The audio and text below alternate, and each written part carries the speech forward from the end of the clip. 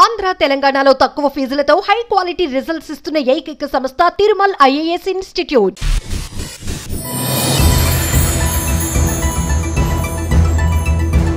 పసిడి పథకాల హారం కాదురా విజయ తీరం, ఆటనే మాటకర్థం, నేను నువ్వు గెలుచు యుద్ధం. ఇది సీతారామశాస్త్రి గారు రాసిన పాట. అందులో చెప్పిన మాటలను నిజం చేశాడు భారత క్రికెటర్ నితీష్ కుమార్ రెడ్డి. తనను తాను గెలిచి కోట్లాది మనసులను గెలుచుకున్నాడు.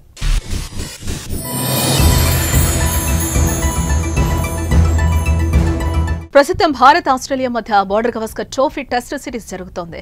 స్టార్ ఆటగాళ్లు రోహిత్, కోహ్లీ, పంత్ అందరూ వరుసగా విఫలమవుతున్నారు. సిరీస్ జారిపోయింది అని అందరూ అనుకున్నారు. కానీ ఒక్క ఆటగాడు మ్యాచ్ స్వరూపాన్నే మార్చేశాడు. అతని పేరే నితీష్ కుమార్ రెడ్డి. చాలా మంది గత 10 ఏళ్లలో ఇంత గొప్ప ఇన్నింగ్స్ చూడలేదు అని అన్నారంటే అతని ఆట ఎలాంటిదో అర్థం చేసుకోవచ్చు.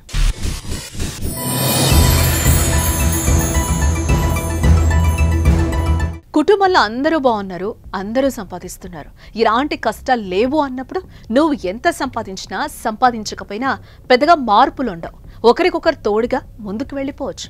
కానీ కుటుంబం కష్టంలో పడింది అన్నప్పుడు నువ్వు ఒంటరిగా నీ కుటుంబాన్ని ఎలా కాపాడుకున్నావు అన్న దాని మీద నీ ప్రతిభ, నీ గుండె నిబ్బరం, నీ పరిణితి అన్నది అర్థమవుతుంది.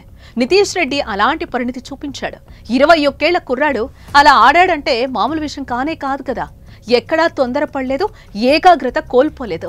Mitchell Starc, Pat Cummins, Nathan Lyon లాంటి ప్రపంచ స్థాయి బౌలర్లని అతి సునాయాసంగా ఎదుర్కొన్న తీరు విమర్శకులని కూడా చాలా ఆకట్టుకుంది.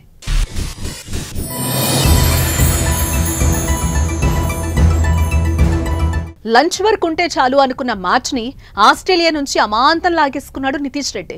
స్వతహాగా T20 ఆటగాడైన నితీష్ నిజంగా ఏ దశలోనో తొందరపడలేదు.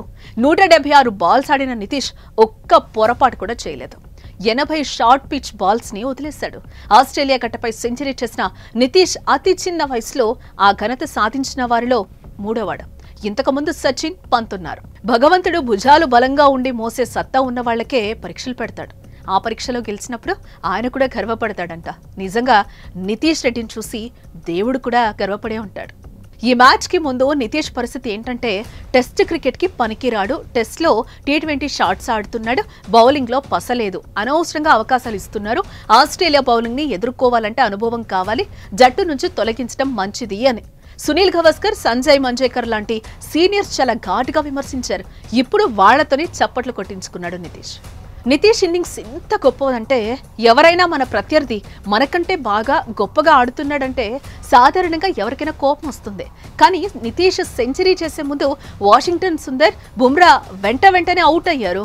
నితీష్ 100 పరుగులు చేయకుండానే ఆల్అవుట్ అవుతారేమో అని అనుకున్నారు. కానీ భారత్ అభిమానులతో పాటు ఆస్ట్రేలియా అభిమానులు కూడా నితీష్ సెంచరీ కోసం దేవుడికి మొక్కడం అందరినీ ఆశ్చర్యపరిచింది. అంతలా ఫైట్ చేశాడు నితీష్. నితీష్ మంచి ఆటగాడే కాదు, మంచి మనసున్నవాడు కూడా. ఐపీఎల్లో నితీష్ సన్ రైజర్స్ కి ఆడి తొలి సీజన్లోనే ఆకట్టుకున్నాడు. రెండో సీజన్ కి రిటైన్ చేసుకుంటే ఏ జట్టైనా సులభంగా నితీష్ ని 10 కోట్లకు పైగా వేలంలో కొనేసేవాళ్ళు. కానీ నితీష్ మాత్రం తనకు అవకాశం వచ్చినా హైదరాబాద్ జట్టుకే ఆడతానని రిటైన్ చేసుకోలేదు. ఈ ఒక్క సందర్భం చాలు. నితీష్ ఎలాంటి వాడు, సాధారణంగా బిడ్డ పుట్టాక బంగారం లాంటి బిడ్డ పుట్టాడు అని అంటారు. నితీష్ నిజంగా బంగారమే.